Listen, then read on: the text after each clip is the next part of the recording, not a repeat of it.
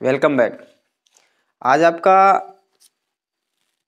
आपको दिखाई दे रहा होगा कि क्लास 10th में ये ट्रायंगल का जो पार्ट था हमारा, जो छूट गया था, यानी उस पार्ट में एक्सरसाइज 6.2 हम लगवा रहे थे। एक्सरसाइज 6.2 एक्सरसाइज 6.2 इस वीडियो में समाप्त हो जाएगी। उससे जो पहला वीडियो था उसमें हमने 6 क्वेश्चन लगवा दिए थे। क्वेश्चन नंबर 6 तक हमने कंप्लीट करवा दिया था और यहाँ 7 से लेकर और पूरी एक्सरसाइज ये कंप्लीट की जाएगी इस वीडियो में। तो आइए सीखते हैं 1 बाय 1। क्वेश्चन नंबर 7 ये इम्पोर्टेंट क्वेश्चन भी है, एग्जाम की दृष्टि से बहुत ही अच्छा क्वेश्चन है। सबसे पहले क्या करते हैं, इसमें ही दिया गया है ABCD एक समलंब है। किताब सभी के पास होनी चाहिए। ABCD एक समलंब है तो हम पहले चित्र बनाते हैं इसका क्या है। तो ABCD एक समलंब है, ये समलंब की आकृति होती है, ये आकृति होती है समलंब की। यहाँ पे दिया गया AB और ये CD, ये समलंब है जिसमें AB समांतर CD दिया गया, AB समांतर CD दिया गया। AB और CD या DC ये समांतर हैं। ठीक, बिंदु P और Q क्रमशः AD और BC पर इस प्रकार स्थित हैं। बिंदु P है AD पर स्थित और Q है BC पर स्थित, BC पर इस प्रकार स्थित हैं कि PQ समांतर DC। अगर ये PQ समांतर DC है तो आप ये भी तो कह सकते हैं इन दोनों को अगर मिलाएं तो हम क्या लिख सकते हैं, AB समांतर DC समांतर PQ। तो क्या कह सकते हैं, ये तीनों क्या कह सकते हैं, ये तीनों भुजाएं AB PQ CD, ये तीनों भुजाएं आपकी समांतर हो जाएंगी। ठीक है, तीनों भुजाएं समांतर हो जाएंगी। इसमें ये दिया गया यदि PD बराबर दिया गया है 18 सेंटीमीटर, तो ये 18 सेंटीमीटर है। ठीक, BQ 35 सेंटीमीटर, ये 35 सेंटीमीटर है। QC 15 सेंटीमीटर, ये 15 सेंटीमीटर है। AD ज्ञात करना है आपको, AD की वैल्यू निकाली, यहां से लेकर यहां तक की वैल्यू निकालनी, इसे x मान लो। और ये यहां से लेकर यहां तक ये कितनी है, ये हमारे ये 35 और 15 को जोड़ देंगे तो 35 15 होते हैं 50, ये 50 है। देखिए आपका फिगर इस टाइप से आपका फिगर यहाँ पे बना हुआ है। हमें x का मान निकालना है, यानी x मतलब यानी AD का मान निकालना है। BC का मान दिया गया, CQ का मान दिया गया, BQ का मान दिया गया, PD का मान दिया गया।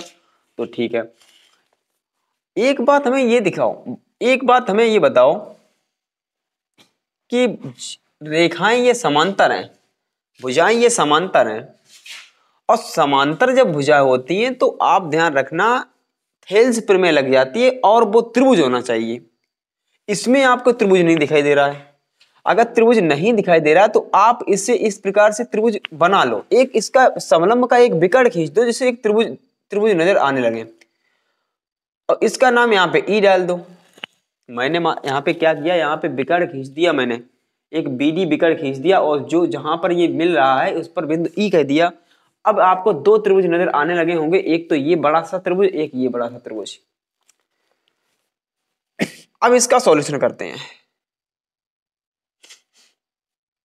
आप हमें ये बताओ, ये AB और ये PQ, आप हमें ये बताओ AB समांतर PQ है, AB और PQ दोनों समांतर हैं, तो क्या हम ये कह सकते हैं, क्या बताओ AB ये PQ पूरी बड़ी भुजा के समांतर है, तो क्या बताओ AB इस छोटी भुजा के समांतर नहीं होगा, छोटी भुजा के भी समांतर हो जाएगा। तो इसलिए हम लिख सकते हैं AB समांतर PE। अब बताओ, अब त्रिभुज हमें यहाँ पे नजर आने लगा कि ये वाला त्रिभुज, इस त्रिभुज में ये आधार के समांतर ये वाली भुजा है, तो हम इसमें थेल्स प्रमेय अप्लाई कर देंगे। यहां पर इसलिए थेल्स प्रमेय लगाने पर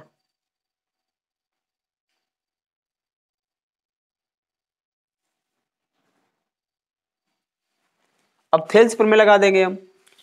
किस त्रिभुज में लगाएंगे वो भी लिख लो आप। त्रिभुज ए बी डी में, त्रिभुज ए बी डी में थेल्स प्रमेय लगाने पर, त्रिभुज ए बी डी में थेल्स प्रमेय लगाने पर, अगर इसे हम थेल्स प्रमेय लगाएंगे तो बड़ी भुजा बटे छोटी भुजा, तो बड़ी भुजा हमारी क्या है ए डी, छोटी भुजा क्या है पी डी बराबर, इधर बड़ी भुजा क्या है वी डी, इधर छोटी भुजा क्या है डीई। जो हमने इधर साइड वाली भुजा में किया है वही इधर साइड वाली भुजा में करो। एडी की वैल्यू यहां पर दी गई है, एडी की वैल्यू आपको पहले से आपने मान ली है एक्स, पीडी की कितनी है 18, डीई की क्या मालूम है नहीं मालूम है, बी उसमें बीडी की मालूम है नहीं मालूम, इसे आप ऐसे लिख दो बीडी अपॉन डीई, ये हमारा समीकरण 1 हो जाएगा। अभी यहीं तक समझो आप।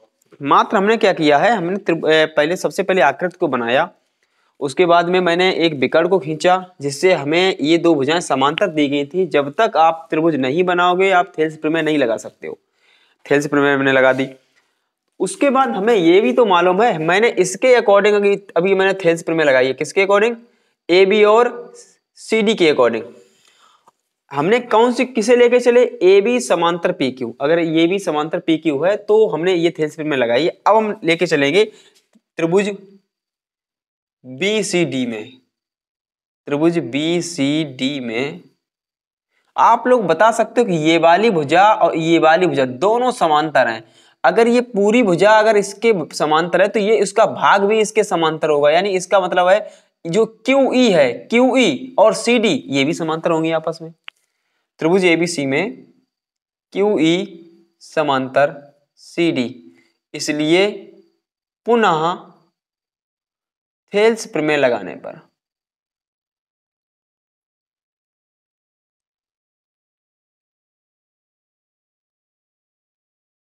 पुनः थेल्स प्रमेय लगाएंगे। अब देखो अच्छा, इधर हमने क्या किया बड़ी भुजा को ले लिया, पहले मैंने बड़ी भुजा क्या है बी डी है, इधर उसके बाद में क्या छोटी भुजा को लिया, किस क्या लिया मैंने डीई को लिया। इधर वही करना हमें, पहले बड़ी भुजा लेनी है, बड़ी भुजा हमारी कितनी है बी सी है, छोटी भुजा हमारी कितनी है सी क्यू है, रखो मान वी डी अपॉन डीई बराबर बी सी का मान हमारा 50 दिया गया है, सी क्यू का मान दिया गया है सी क्यू यानी 15 दिया गया है। ठीक है, आप हमें ये बताओ ये हमारी बी डी बटे डी, इधर भी बी डी बटे डी, अगर ये दोनों बराबर हैं, इसे समीकरण नंबर 1 2 डाल दो, अगर ये दोनों बराबर हैं तो ये दोनों भी बराबर होंगे। तो यहां पर हम लिखेंगे समीकरण 1 व 2 से हम लिख देंगे x बटे 18 बराबर 50 बटे 15, जो भी कैंसिल हो रहे हैं उन्हें कैंसिल कर दो, 5 3 15 5 ढाई 50, ये 3 6 बार कटेगा। अब क्रॉस वाइज मल्टीप्लाई कर लो, 6 का गुणा 10 में करेंगे तो x का मान आ जाएगा आपका 60 सेंटीमीटर, और x हमारी है क्या, x हमारी है AD, तो AD का मान पूछा गया था तो AD हमारा आ गया 60 सेंटीमीटर। तो बहुत ही ध्यान से इस क्वेश्चन को एक बार और लगाना है आपको, बार बार क्वेश्चनों को लगाओ जब तक समझ में ना आए तब तक क्वेश्चनों को सॉल्व करते रहो। अच्छा क्वेश्चन है, एग्जाम की दृष्टि से बहुत ही अच्छा क्वेश्चन है। आइए नेक्स्ट क्वेश्चन की बात करते हैं। नेक्स्ट क्वेश्चन हमारा रहेगा question number 9, very most important. अभी जो हम जिस पर हम स्टार बना रहे हैं आप वेरी मोस्ट इंपॉर्टेंट कह रहे हैं तो उस पर आपको ध्यान देना पड़ेगा। एग्जाम में ये क्वेश्चन आ भी सकते हैं, अगर थेल्स प्रमेय नहीं आएगी तो उससे संबंधित, ये थेल्स प्रमेय से संबंधित क्वेश्चन है, थेल्स प्रमेय के अनुप्रयोग है, ये अनुप्रयोग से क्वेश्चन लग रहे हैं। अगर थेल्स प्रमेय आती है तो ये क्वेश्चन आपका नहीं आएगा, अगर थेल्स प्रमेय नहीं आती तो ये क्वेश्चन आएंगे 100%। तो अब आप बताइए इसमें ABC, इसमें 9वें क्वेश्चन में भी यही दिया गया है। 9वें क्वेश्चन में ये कहा है उन्होंने एक समलंब है, समलंब को बना लो, एक समलंब है तो उसे बना लो, मैंने बना लिया समलंब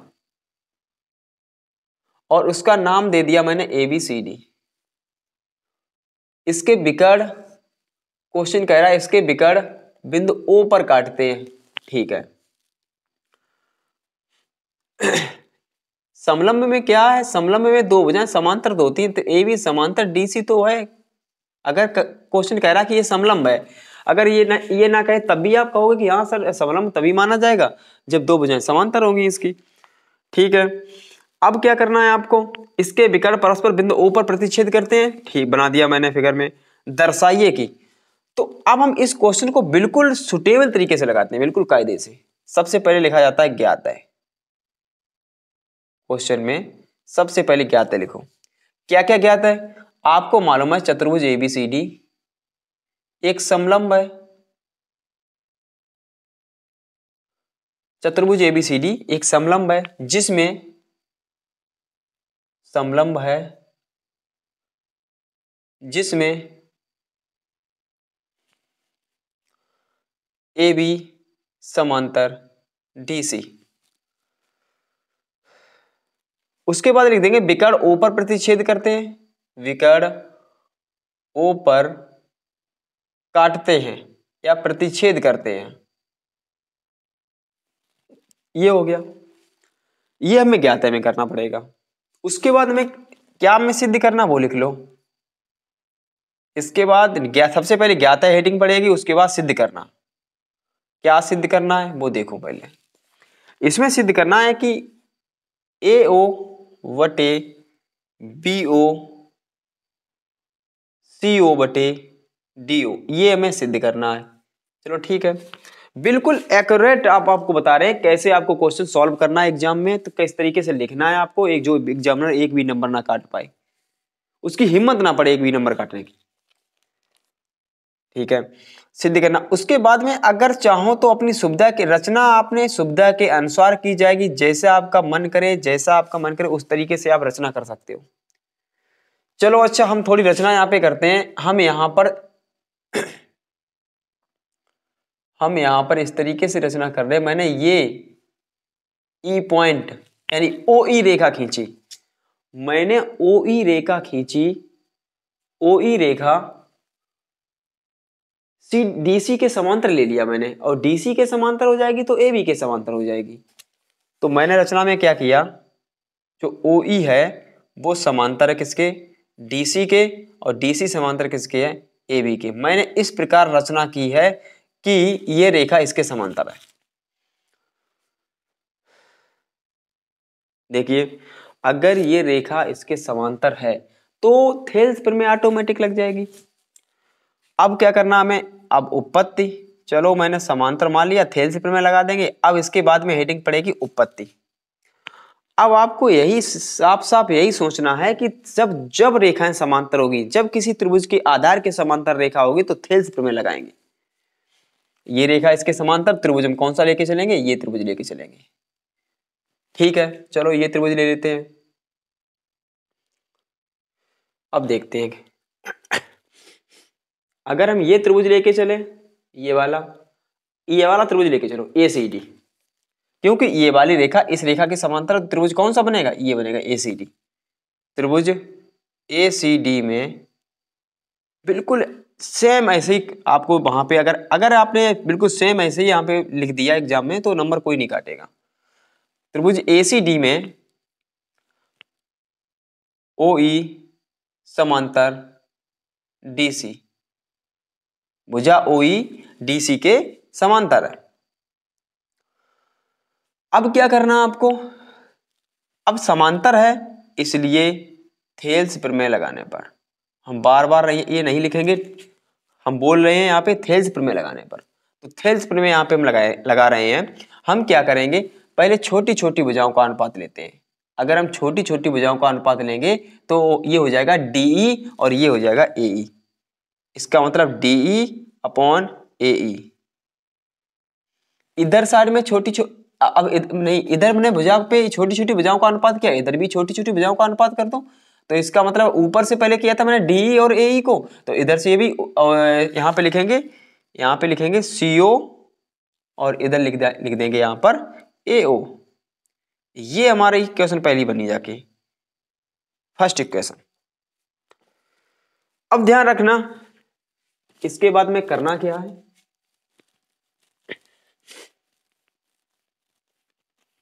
समीकरण 1 बना लिया। अब हम त्रिभुज, दूसरा त्रिभुज लेके चलेंगे, और दूसरा त्रिभुज कौन सा, ये वाली भुजा इस भुजा के भी समांतर है। इसका मतलब त्रिभुज कौन सा दूसरा लेना पड़ेगा, जिसमें ऐसा त्रिभुज ले लो जिसमें दोनों भुजाएं आ जाए। तो ये भी तो त्रिभुज है, इस त्रिभुज में भी दोनों भुजाएं आ रही हैं। ठीक है, त्रिभुज हम लेके चलेंगे ए बी, डी में ए बी समांतर ओ ई। इसलिए थेल्स प्रमेय लगाने पर, अब इसमें भी थेल्स प्रमेय लगाएंगे। जब इसमें थेल्स प्रमेय लगाएंगे तो आप कहोगे सर थेल्स प्रमेय तो वही है, छोटी छोटी भुजाओं का अनुपात कर दो, इधर भी और उधर उधर भी। अगर हम ये त्रिभुज लेके चल रहे हैं तो इसमें छोटी छोटी भुजाएं क्या है, ये भुजा और ये भुजा बिल्कुल छोटी छोटी भुजाएं हैं। इस त्रिभुज की बात करें, अभी फिलहाल के लिए ये मिटा दें तो आपको नजर आने लगेगा। ये देखो, अब आपको नजर आ रहा है कि कौन सी भुजा किसके। देखो, अब देखो ये वाला त्रिभुज देखो, इसमें ये छोटी छोटी भुजाएं हैं, कौन सी, डीई, और ये वाली भुजा ए ई बटे में, और जो इधर किया मैंने वही इधर करना है। तो क्या हो जाएगा, ओ डी बटे ओ बी, ओ डी बटे ओ बी। ये हमारा समीकरण नंबर 2 है। आप बताओ, अच्छा इस समीकरण में ये पॉइंट और इस समीकरण में ये पॉइंट दोनों बराबर है। हाँ सर बराबर है, तो समीकरण 1 और 2 की तुलना कर दो। अगर दोनों बराबर हैं तो ये दोनों साइडें भी बराबर हो जाएंगी भाई। तो हम लिख देंगे ओ डी बटे ओ बी बराबर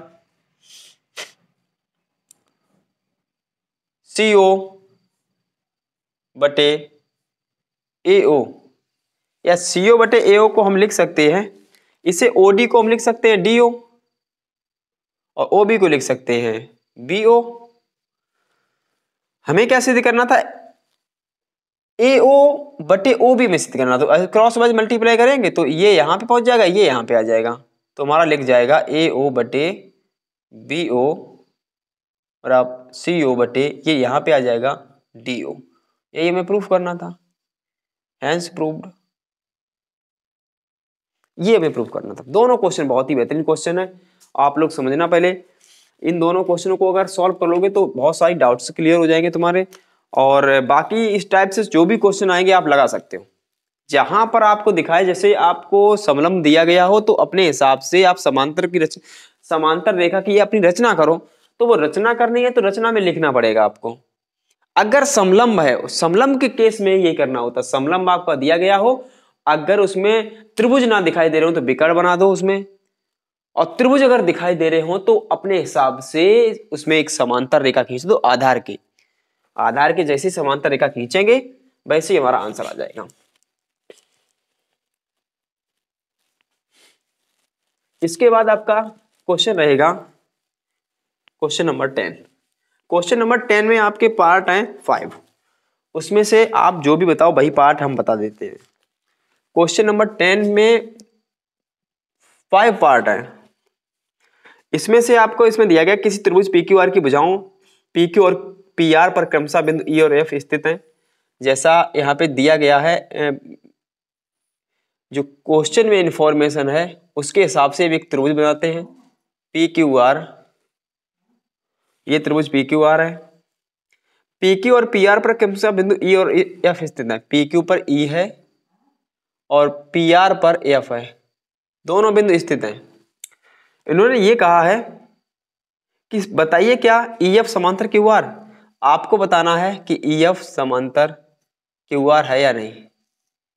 ई एफ समांतर क्यू आर, ये ई एफ, ये जो ई एफ है ये क्यू आर के समांतर है या नहीं, आपको ये बताना है।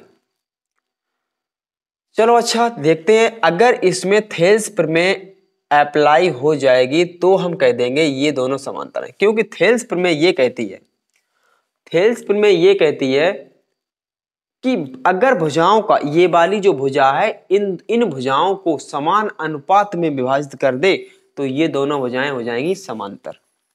कैसे, थेल्स प्रमेय से हम यहां पे लिख रहे हैं, थेल्स प्रमेय से, थेल्स प्रमेय से। और आपको मालूम है भुजाएं समांतर कब दिखाते हैं? थेल्स प्रमेय के प्रतिलोम से दिखाते हैं।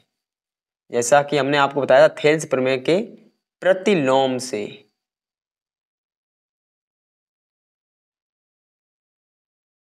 जो भुजाएं आनुपातिक कहाँ पे दिखाते हैं? अगर भुजाएं आनुपातिक होंगी तो थेल्स प्रमेय के प्रतिलोम से ये भुजाएं समांतर होंगी। और थेल्स प्रमेय क्या बताती है? अगर ये भुजाएं समांतर होंगी तो अगर ये वाली भुजाएं समांतर होंगी तो ये वाली भुजाएं आनुपातिक होंगी। अगर अब प्रतिलोम क्या कहती है? अगर ये भुजाएं आनुपातिक होंगी तो ये भुजाएं समांतर होंगी। इसके बाद देखिए थेल्स प्रमेय के प्रतिलोम से अब हम क्या करेंगे, इन भुजाओं की फर्स्ट क्वेश्चन को लेके चलते हैं हम।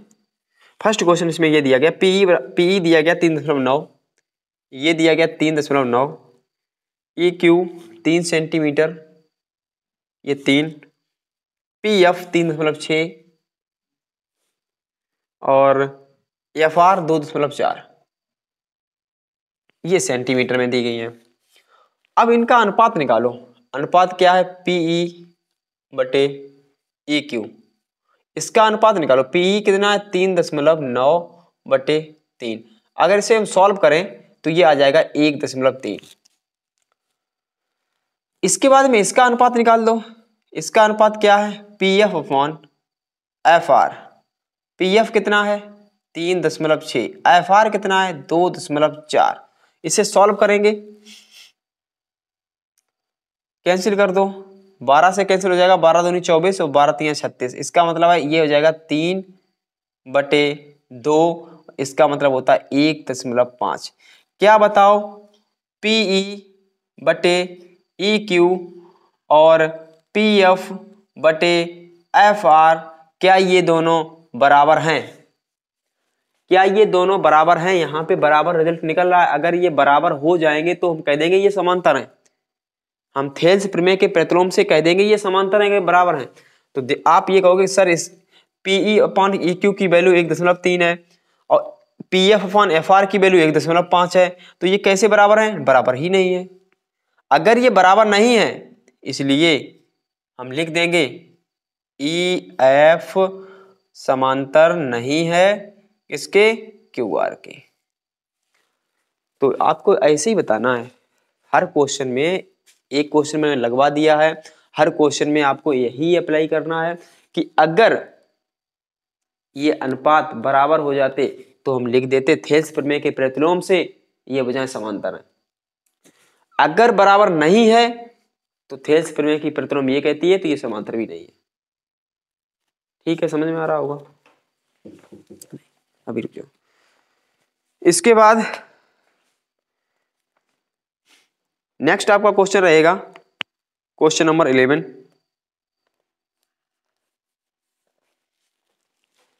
एक भी आपके इंपॉर्टेंट क्वेश्चन को नहीं छोड़ा जाएगा, नहीं स्किप किया जाएगा। ध्यान रखना, अगर जो भी क्वेश्चन हम स्किप कर रहे हैं वो सेम टू सेम क्वेश्चन है और मैं समझ सकता हूं कि वो आप क्वेश्चन लगा सकते हो। अगर आप मेहनत करोगे तो वो क्वेश्चन लगा सकते हो। 11वां क्वेश्चन रहेगा,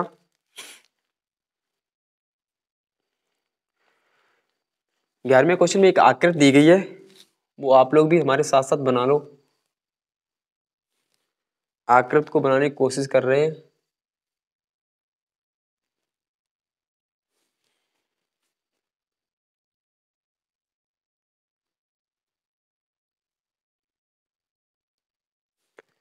नामकरण कर दो। P Q R, D E F,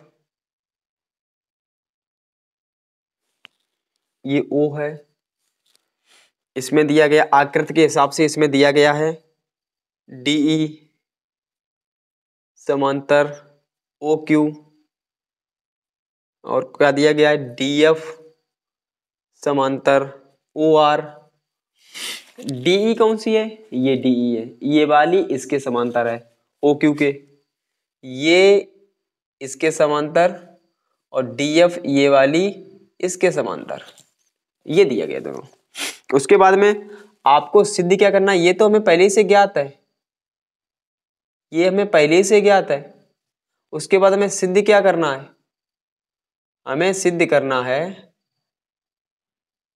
क्या सिद्ध करना वो देख लो। हमें सिद्ध करना है EF समांतर QR। हमें ये प्रूफ करना है EF समांतर QR।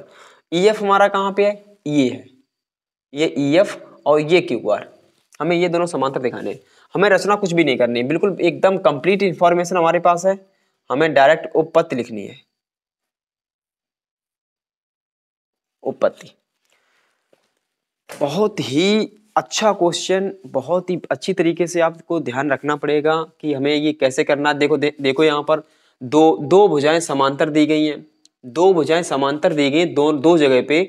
आप यहाँ से देखो, पहले ये दोनों भुजाएं किस त्रिभुज में है वो आपको पहचानना है, ये दोनों भुजाएं किस त्रिभुज में है वो आपको पहचानना है। अब जैसे ही जिस त्रिभुज की पहचान कर लोगे वहीं पे थेल्स प्रमेय अप्लाई कर देंगे। ठीक है, तो ये वाली भुजा देखते हैं DE और OQ कहाँ पे है। DE और OQ किसमें है, कौन सी त्रिभुज में लग रही, DE OQ, तो इस त्रिभुज में आ रही है। और ये त्रिभुज हमारा कौन सा है, POQ। और DF और OR कहाँ पे आ रहा है, DF और OR इस त्रिभुज में आ रहा है, POR में। तो दोनों त्रिभुजों में हम एक साथ थेल्स प्रमेय लगा देंगे।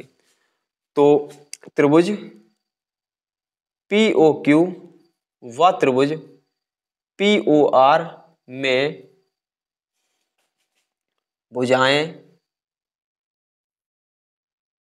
DE समांतर OQ व DF समांतर OR, DF समांतर OR हैं। इसलिए थेल्स प्रमेय लगाने पर, अब हम थेल्स प्रमेय लगाएंगे। बिल्कुल कठिन नहीं है क्वेश्चन, थेल्स प्रमेय बार बार आ रही है। अगर भुजाएं समांतर दिखें तो थेल्स प्रमेय लगाओ, भुजाएं समांतर दिखें तो थेल्स प्रमेय लगा। आपका माइंड कहे कि सर थेल्स प्रमेय लगेगी। अब यहाँ पे अगर हम थेल्स प्रमेय लगाएंगे तो छोटी छोटी भुजाओं का अनुपात करेंगे। जो इस साइड में करना है वही इस वाली भुजा में करना है। तो PE बटे EQ, PE बटे EQ बराबर वही इसमें करो, PD बटे OD, PD बटे OD। ये हमारी इक्वेशन फर्स्ट बन गई।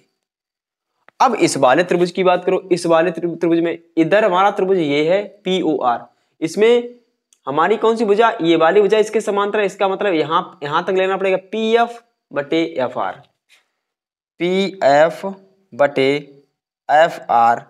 इधर कर दिया, इधर भी कर लो, PD बटे OD। अब हम चाहें तो इसे समीकरण नंबर 2 डाल देंगे।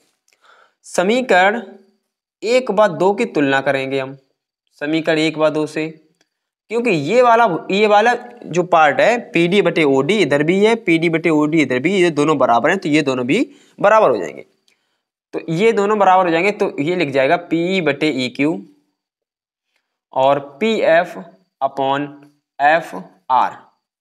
ये रिजल्ट निकला, ध्यान दो। अब कहोगे सर ये रिजल्ट आ गया, अब इससे भुजाएं समांतर कैसे दिखाएंगे। तो देखो पहले ये रिजल्ट कहां पे आया, PE बटे EQ। ये PE बटे EQ इस भुजा पर है, इस भुजा पर। या PF बटे FR, PF बटे FR इस भुजा पर है। इसका मतलब है तो PE बटे EQ और PF बटे FR कौन सी भुजा इसे डिवाइड कर रही है, इस वाली भुजा को कौन सी भुजा डिवाइड कर रही है, यानी EF कर रही है। इस वाली भुजा को कौन सी भुजा डिवाइड कर रही है, EF कर रही है। इसका मतलब है ये जो पॉइंट निकला है, ये जो पॉइंट निकला है उससे हम ये कहेंगे थेल्स प्रमेय के प्रतिलोम से, थेल्स प्रमेय के प्रतिलोम से। थेल्स प्रमेय का प्रतिलोम ये कहता है अगर किसी त्रिभुज की भुजाएं समान अनुपात में विभाजित हो रही, अगर किसी त्रिभुज की एक भुजा कि उसकी दो भुजाओं को समान अनुपात में विभाजित करती है तो वो भुजा आधार के समांतर होती है। तो कौन सी भुजा आधार के समांतर हो जाएगी, इसका मतलब EF है, ये EF यही तो इस वाली भुजा को बांट रही है, यही इस वाली भुजा को बांट रही है। तो EF किसके समांतर हो जाएगा, QR के समांतर हो जाएगा। थेल्स प्रमेय के प्रतिलोम करा, अगर ये कंडीशन आपने निकाल ली तो ये इसके बाद डायरेक्ट थेल्स प्रमेय के प्रतिलोम से EF समांतर QR, क्योंकि थेल्स प्रमेय की प्रतिलोम यही कहती है यदि किसी त्रिभुज में आधार के यदि किसी त्रिभुज में दो भुजाएं समान अनुपात में बट रही हैं और तो जो भुजा उसे समान अनुपात में बांट रही है वो तीसरी भुजा के समांतर होती है। तो इधर साइड में भुजाएं हमारी समान अनुपात में बट रही हैं तो ये वाली भुजा तीसरी भुजा के इस भुजा के समांतर हो जाएगी। ठीक है, समझ में आ रहा होगा, ज्यादा कुछ कठिन भी क्वेश्चन नहीं था। तो इसके बाद आपका एक नेक्स्ट क्वेश्चन और है, next and last question, question number 13 and question number 13 and question number 16। Question number जो 16 है वो सेम क्वेश्चन है 9 के एक समान और 13 क्वेश्चन आपका 12 के समान। ये हमने जो क्वेश्चन बताया है वो 11 में बताया है, 11 एंड 12 दोनों एक दूसरे के समान है। तो ठीक है, वो आप कर लेना, स्किप कर रहे हैं क्वेश्चन को। क्वेश्चन नंबर हम तुम्हें बताने जा रहे हैं 13। क्वेश्चन नंबर 13 देख लीजिए, क्या है क्वेश्चन। त्रिभुज एबीसी व त्रिभुज डीबीसी एक ही आधार पर हैं। एक तो त्रिभुज एबीसी है, चलो ये मान लिया मैंने एबीसी है, और एक त्रिभुज डीबीसी है। एक ही आधार बीसी के एक ही ओर स्थित है। अगर हमने आपसे ये कहा डीबीसी ये है, ये डीबीसी है, एक ही आधार पर है।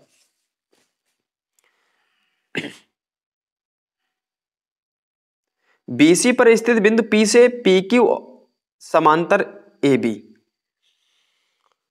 बीसी पर स्थित बिंदु एक है वो पी है, तो पी क्यू समांतर ए बी। पी क्यू ये रो हमने ए बी के समांतर दिखा दिया, यहां पर क्यू है ए बी के समांतर हो गया। पी आर समांतर बी डी, पी आर समांतर बी डी, इसका मतलब है पी आर समांतर बी डी, तो ये इधर जाएगा पी आर समांतर बी डी, ये पी आर समांतर बी डी है, जो कि क्रमशः भुजा एसी को क्यू पर, भुजा एसी को क्यू पर, हाँ ठीक है, व भुजा डीसी को आर पर, भुजा डीसी को आर पर प्रतिच्छेद, भुजा डीसी को आर पर प्रतिच्छेद करती है। एक मिनट,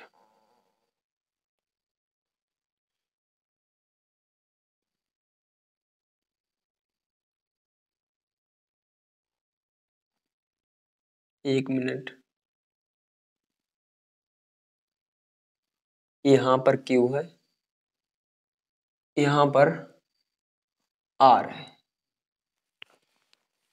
ठीक है। आपको सिद्ध करना, सिद्ध कीजिए कि क्यू आर समांतर एडी। ये क्यू आर है आपकी, हम यहाँ पे बता रहे हैं डॉटेड लाइन में, ये क्यू आर है, और क्यू आर आपको समांतर किसके दिखाने, एडी के।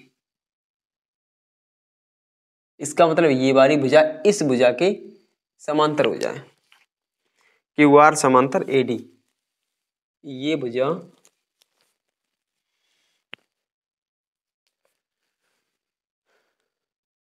क्यू आर समांतर एडी, ये इसके समांतर हो जाए। एक मिनट,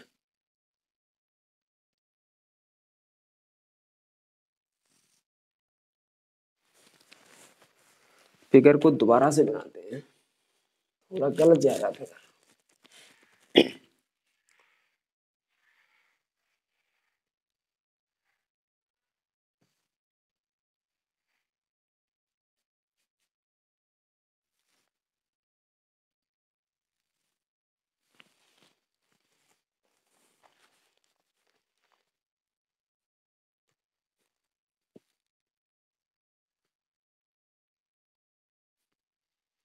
एबीसी और डीबीसी एक ही आधार बीसी के एक ही ओर स्थित है। यहाँ पे ये डीबीसी हो गया, यहाँ पे कोई बिंदु P है तो पी क्यू समांतर ए बी, तो पी क्यू समांतर ए बी,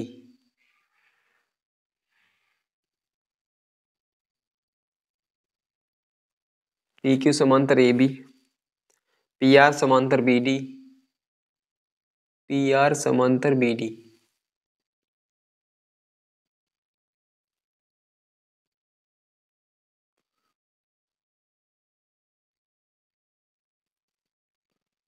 पी आर समांतर बी डी, ठीक है, खींची गई है, जो कि क्रमशः भुजा AC को क्यू बा भुजा DC को R पर मिलती है। AC को Q पर मिल रही और DC को R पर मिल रही है, ठीक है। अब हमें करना क्या है, हमें देखो यहाँ पर ये वाली जो भुजा है AD और ये वाली भुजा है, इधर क्यों बना देते हैं यहाँ पर, ये वाली भुजा हमारी ये वाली भुजा इस भुजा के समांतर दिखानी है। बस ये काम करना है आपको। थोड़ा फिगर है हमारा जो डिफिकल्ट था, फिगर को आपको पढ़कर रीड कर बनाना पड़ेगा, अपनी तरफ से सीख लो। आपको फिगर इस टाइप से बनाना है, क्योंकि आधार एक ही है। आधार जब एक ही है तो एक ही और दो त्रिभुज है, तो दोनों त्रिभुजों को इस तरीके से बनाना पड़ेगा। फिर तो हमें क्या क्या ज्ञात है वो लिख लो। क्या क्या ज्ञात है, हमें ज्ञात है इसमें कि दो त्रिभुज हैं। एक तो त्रिभुज हमारा ABC है, ABC बा त्रिभुज DBC, दो त्रिभुज हैं, ठीक है, जिसमें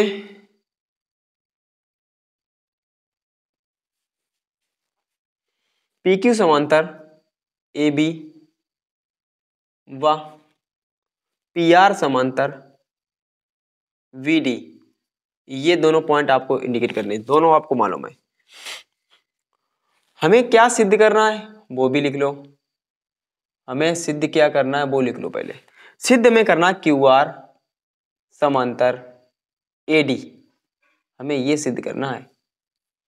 और ये सिद्ध कब होगा, आप लोग यहां से देखिए पहले। अगर इस क्वेश्चन में आपने अनुपात को बराबर दिखाया था तो आपने डायरेक्ट लिखा था थेल्स प्रमेय की प्रतिलोम से ये समांतर होंगी। यही सिचुएशन इस वाले क्वेश्चन में बनेगी आकर। चलो आप देखते हैं, यहां पर उत्पत्ति इसकी करते हैं।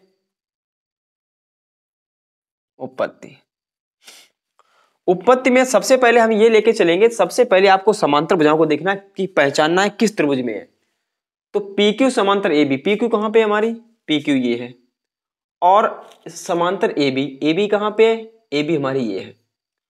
तो ये PQ ये AB किस त्रिभुज में आ रहे हैं, तो आप कहोगे सर ये त्रिभुज में आ रहे हैं ABC में, ABC त्रिभुज में आ रहे हैं।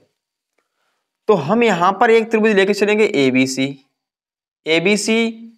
दूसरी बात यहां पर ये PR समांतर BD, PR हमारा कहां पे है, PR हमारा ये दिया गया है और BD हमारी कहां पे ये है।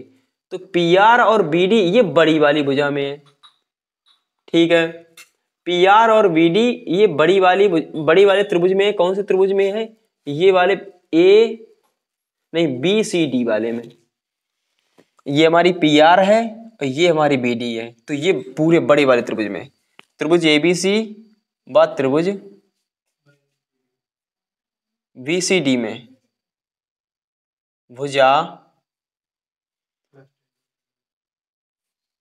PQ समांतर AB व PR समांतर VD है। इसलिए थेल्स प्रमेय लगाने पर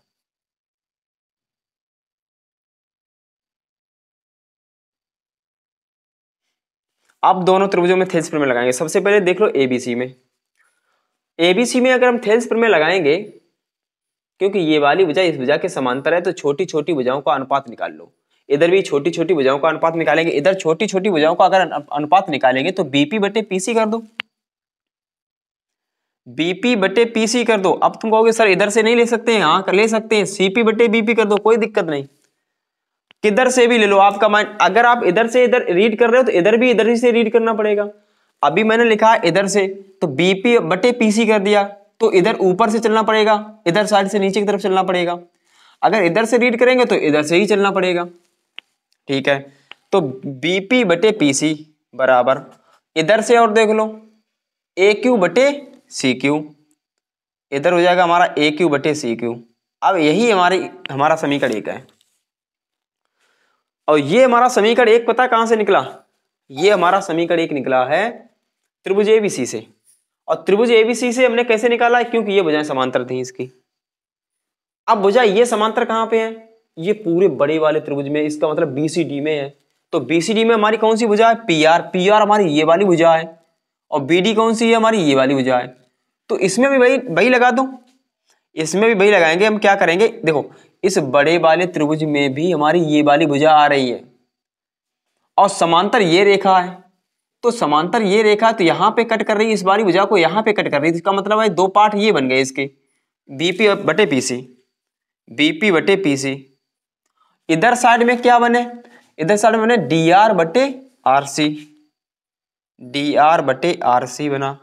इसे डाल दो समीकरण नंबर 2। अब आप कहोगे इसमें दो आपके देखो समीकरण 1 और समीकरण 2 में मैचिंग हो रही है। किसकी मैचिंग हो रही है, बीपी बटे पीसी यहां पर भी है, बीपी बटे पीसी यहां पर भी है। तो समीकरण 1 व 2 से हम लिख देंगे यहां पर, समीकरण 1 व 2 से। तो समीकरण 1 व 2 से अगर सॉल्व करेंगे तो इधर साइड के पोर्शन अगर बराबर है तो इधर साइड के भी बराबर होंगे।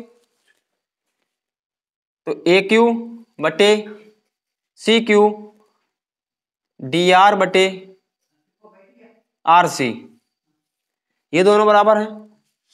ठीक है, अगर ये दोनों बराबर, जैसे मान लो अगर यहां पर अनुपात, जैसे कि इस क्वेश्चन में अनुपात बराबर हुआ था, तो डायरेक्ट थेल्स प्रमेय के प्रतिलोम से ये लिख दिया था। अब यहां पर अनुपात बराबर हुआ है तो यहां पर भी थेल्स प्रमेय की प्रतिलोम लग जाएगी। इसी यहां पे लिख देंगे हम थेल्स प्रमेय की प्रतिलोम से। क्वेश्चन बिल्कुल सेम है भाई, थेल्स प्रमेय की प्रतिलोम से। लेकिन एग्जाम में भी आपको लिखना पड़ेगा, ये नहीं कि आपने मालूम है हम लिखेंगे नहीं। एग्जामिनर यही आपको चेक कर रहा कि एक देखो एग्जामिनर को तो सब कुछ मालूम होता है, बट वो ये चेक कर रहा है कि तुम्हें मालूम है या नहीं मालूम है। तो थेल्स प्रमेय की प्रतिलोम से अगर हम ये लिखेंगे तो ये ए क्यू और सी क्यू कहां पे आ रहे हैं, ए क्यू यहां पे आ रहा, सी क्यू यहां पे आ रहा। तो इसका मतलब ये वाली भुजा बनी कौन सी, ए सी। डी आर और आरसी कहां पे आ रहा, डी आर और आरसी हमारा आ रहा है सी डी भुजा पर। तो त्रिभुज कौन सा बना, त्रिभुज बना हमारा ए सी डी। और ए सी डी त्रिभुज में हमारी कौन कौन सी भुजाएं हैं, ये यहां से ये वाली भुजा यहां से कट हो रही है, और ये वाली भुजा यहां से कट हो रही है। इसका मतलब हमारी भुजा कौन सी है, कौन सी भुजा इन दो भुजाओं को समान अनुपात में विभाजित कर रही है, तो क्यू आर कर रही है। किसके समांतर होगी फिर, थेल्स प्रमेय के प्रतिलोम से क्यू आर किसके समांतर हो जाएगी, एडी के समांतर हो जाएगी। इसलिए क्यू आर समांतर, इसलिए क्यू आर समांतर एडी। हालांकि त्रिभुज थोड़ा डिफिकल्ट होता है, आप ये मत समझो। त्रिभुज most important question in this exam. बहुत ही अच्छा क्वेश्चन है, बहुत ही ध्यान से समझना। इस एक्सरसाइज का लास्ट क्वेश्चन रहेगा, और टेंशन मत रहिए आप बिल्कुल भी। 100 में 100 अगर साथ में बने रहे तो 100 में 100 ही आएंगे। लास्ट क्वेश्चन आपका ये है, चाहो तो हमारे साथ फिगर आप बना सकते हो। तो जैसा कि क्वेश्चन में दिया गया है फिगर,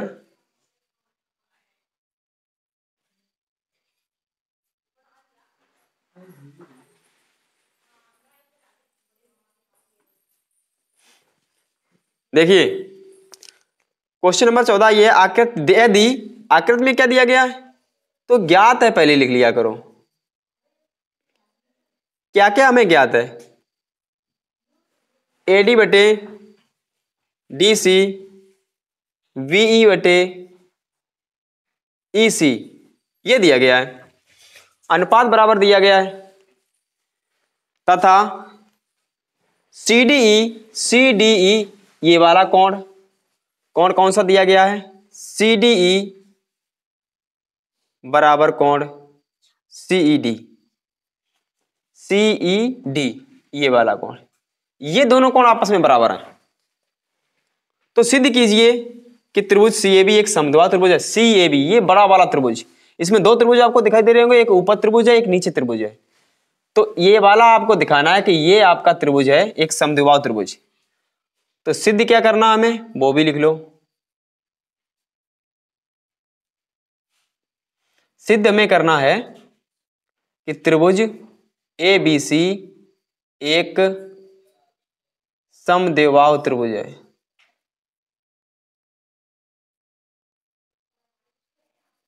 ये हमें सिद्ध करना है। उपपत्ति, ध्यान देना, पहले सबसे पहले आपकी हेडिंग यही होगी, ज्ञात है। क्या क्या आपको ज्ञात है क्वेश्चन में वो आपको यहाँ पे लिखना पड़ेगा, नहीं तो ये इस केस को आपको सिद्ध करना, पहले लिख दो ज्ञात है बाद में लिखो तो ये आपका क्वेश्चन गलत कर दिया जाएगा। पहले क्या ज्ञात है आपको वो चीज यहाँ पे लिखो, उसके बाद में सिद्ध करना लिखो पोर्शन, उसके बाद में उपपत्ति लिखना पड़ेगा, क्रम से आपको चलना पड़ेगा यहाँ पर। और सबसे पहले आपको जो ज्ञात है उसका यूज करो उपपत्ति में। जैसा कि पहले ही आपको क्वेश्चन ने बता दिया है कि एडी और एडी बटे सीडी, ये एडी हमारी और ये सीडी है, इसका अनुपात और इधर साइड की भुजा का अनुपात बराबर है। तो यहां पर हमारा दे दिया है एडी बटे डीसी और यहां पर दे दिया है बीई बटे ईसी, ये अनुपात बराबर है।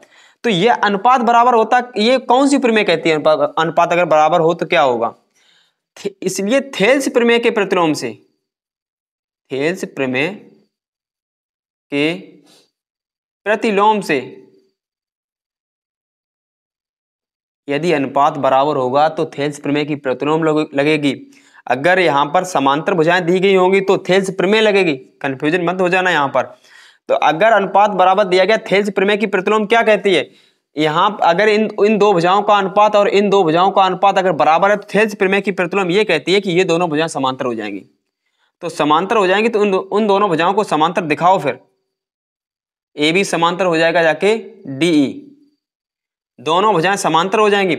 यदि दोनों भुजाएं समांतर हो जाएंगी तो एकांतर कोण कैसे होंगे? बराबर। ठीक है, दो भुजाएं अगर समांतर होती हैं, दो भुजाओं के समांतर होने पर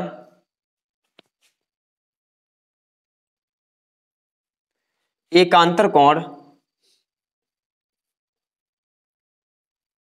बराबर होते हैं। इसलिए अब आप देखो, पहले जैसे कि दो भुजाएं ये हैं, समांतर है बिल्कुल, आपने एक तिरछी रेखा इस टाइप से खींच दी है, तो यहां पर जो कोण ये बनेगा वही कोण ये बनेगा, बराबर कोण होगा बिल्कुल। तो इसका मतलब हम ये कह सकते हैं क्या सी डी ई, जो कोण सी डी ई बन रहा है, क्या वही कोण हमारा ए के बराबर नहीं हो सकता? क्या वही कोण ये हो जाएगा हमारा ए, सेम कोण। दूसरे शब्दों में क्या हम इधर साइड से हमारी इच्छा, अब आप कहोगे सर हमारी इच्छा इस टाइप से नहीं खींचने की है, चलो ठीक है इस टाइप से भी खींच सकते हो, ये भी तो हमारी एक रेखा है, तिरछी रेखा है, तो इस पे भी एकांतर कोण बनेंगे, तो ये वाला कोण इस कोण के बराबर होगा। तो सेम इसी प्रकार ये वाला कोण हमारा इस कोण के बराबर हो जाएगा। तो हम यहां पे लिख सकते हैं सीईडी, कोण सीईडी बराबर कोण वी, हम ये भी लिख सकते हैं यहां पर। तो ये वाला कोण इस कोण के बराबर हो गया, ये वाला कोण इस कोण के बराबर हो गया। लेकिन आपको एक क्वेश्चन में दिया गया था, पहले से आपको एक चीज ज्ञात है कि ये दोनों कोण भी आपस में बराबर हैं, ये वाले दोनों कोण आपस में बराबर हैं। जब ये दोनों कोण आपस में बराबर हो जाएंगे तो हम यहां से कह सकते हैं कि ये भी दोनों कोण आपस में बराबर हो जाएंगे। इसलिए कोण ए बराबर कोण बी। फिर एक बार समझ लो, क्वेश्चन ने पहले से कह दिया कि कोण सीडीई और सीईडी, मान लिया मैंने ये दोनों एक्स एक्स अंश के हैं। अगर सही से और समझना चाहते हो, ये दोनों कोण मैंने एक्स एक्स अंश के मान लिए, दोनों कोण, तो यहां से ये भी तो निष्कर्ष निकलता है कि कोण ए का मान एक्स अंश है, कोण बी का मान एक्स अंश है। तो आप ये कह दोगे सर यहाँ दोनों कोण जब एक्स एक्स अंश के हैं तो दोनों कोण के मान बराबर हो जाएंगे, फिर ऐसे भी आप लगा सकते हो यहाँ पर। तो दोनों कोण जब बराबर हो जाएंगे तो हम यही तो कहते हैं, कोई ऐसा एक त्रिभुज आपको हम दे दें जिसमें दो कोण बराबर हैं, तो आप कहोगे सर ऐसा त्रिभुज जिसके दो कोण बराबर होते हैं वो त्रिभुज हमारा हो जाता है समद्विबाहु त्रिभुज। जिस त्रिभुज के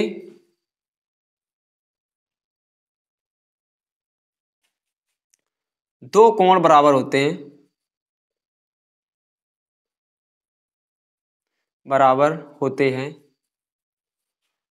उसकी दो भुजाएं बराबर होती हैं, तीनों भुजाएं बराबर होती हैं, दो भुजाएं बराबर होती हैं, उसकी दो भुजाएं बराबर होती हैं। जैसा कि आप क्लास 9th में पढ़ चुके होगे, हमें ये रिकॉल करवाना है आपको। क्लास 9th में पढ़ चुके हो फिर भी आप भूल रहे होगे, बट आपको भूलना नहीं है। यहाँ पे जब जिसके दो कोण जब बराबर हो जाते हैं तो दो भुजाएं बराबर, क्योंकि बराबर कोणे के सामने की भुजाएं आपस में बराबर होती हैं। ये भी आपने 9th में प्रमेय पढ़ी है। उसकी दो भुजाएं बराबर होती हैं। कब ये लिखोगे? जिस त्रिभुज के दो कोण बराबर होते हैं तब उसकी दो भुजाएं बराबर होती हैं। इसलिए जब ये दो भुजाएं बराबर होंगी, कौन कौन सी? AC और BC, ये दोनों बराबर भुजाएं हो जाएंगी, इसलिए AC बराबर BC। अतः त्रिभुज ABC एक समद्विबाहु त्रिभुज है। यही हमें सिद्ध करना था। दोबारा से समझना चाहो समझ सकते हो। ज्ञात है सबसे पहले लिखा जाएगा। जो भी आपको क्वेश्चन में दिया गया वो यहां पे लिखना। आप अपनी इच्छा से कुछ नहीं लिख सकते हो, जो क्वेश्चन में दिया गया वो यहां पे लिख दो। उसके बाद सिद्ध करना भी आपके क्वेश्चन में दिया गया वो भी लिख दो। यहां से तुम्हारा माइंड स्टार्ट होता है, तुम्हारा काम यहां से स्टार्ट होता है। और यहां स्टार्ट करने से पहले आपको देखना पड़ेगा क्या क्या आपको ज्ञात है, तो उसका यूज इसमें करना पड़ेगा। हमें मालूम था कि ये AD/DC और BE/EC ये हमें मालूम है, इसके अनुपात बराबर है। तो मैंने चेक किया ये अनुपात कहां पे आ रहे हैं, ये छोटी छोटी भुजाओं के अनुपात हैं। और छोटी छोटी भुजाओं के जब अनुपात बराबर होते हैं तो थेल्स प्रमेय की प्रतिलोम लग जाती है वहां पे। थेल्स प्रमेय की प्रतिलोम ये कहती है कि अगर अनुपात बराबर है तो वहां पर जो भी भुजाएं, जिस भुजा ने अनुपात को बराबर किया तो वो आप आधार के समांतर हो जाएगी। ठीक है, मैंने समांतर कर दिया। देखो कोई कुछ भी माइंड नहीं लगाना, आपको मात्र रेगुलरिटी बनानी है। क्रम बाय क्रम चलते रहो। फिर यहाँ पे जब ये समांतर भुजाएं होगी तो समांतर भुजाएं आप लोग जानते हैं, दो भुजाएं समांतर होने पर उनके एकांतर कोण बराबर हो जाते हैं। एकांतर कोणों को बराबर कर दिया। अब एकांतर कोण ये दोनों आपस में बराबर हैं और इसके बराबर ये हो गया, इसके बराबर ये हो गया, तो ये दोनों कोण बराबर हो गए। हमारे यहाँ पे सिद्ध मैंने कर दिया था पहले से। जब किसी त्रिभुज के दो कोण बराबर हो जाते हैं तो दो भुजाएं भी बराबर हो जाती हैं, इसलिए दो भुजाएं बराबर कर दी। और दो भुजाएं बराबर होने पर हमारा जो त्रिभुज होता है वो समद्विबाहु त्रिभुज हो जाएगा। ये आपका बहुत ही अच्छा क्वेश्चन था, बहुत ही अच्छा क्वेश्चन। मैं आपको कुछ टिक यहाँ पे हिंट देना चाह रहा हूं जिसपे आपको बहुत ज्यादा फोकस करना है इस एक्सरसाइज में। क्वेश्चन नंबर 6, क्वेश्चन नंबर 7, उसके बाद में क्वेश्चन आपका 9 आएगा, उसके बाद में 11 क्वेश्चन और 13 क्वेश्चन, इसके बाद में आपका ये 14 क्वेश्चन। अगर आपने इस एक्सरसाइज में इन सभी क्वेश्चनों पे फोकस कर लिया तो बाकी तो आपके एक्सरसाइज में क्वेश्चन सभी लग जाएंगे और इससे ही संबंधित आपके क्वेश्चन आ भी सकते हैं। तो जैसा कि मैंने बताया है, आप लोग प्रयास करना और पूरी तरीके से एक्सरसाइज को कंप्लीट करना। ठीक है, आज के लिए इतना ही है। धन्यवाद।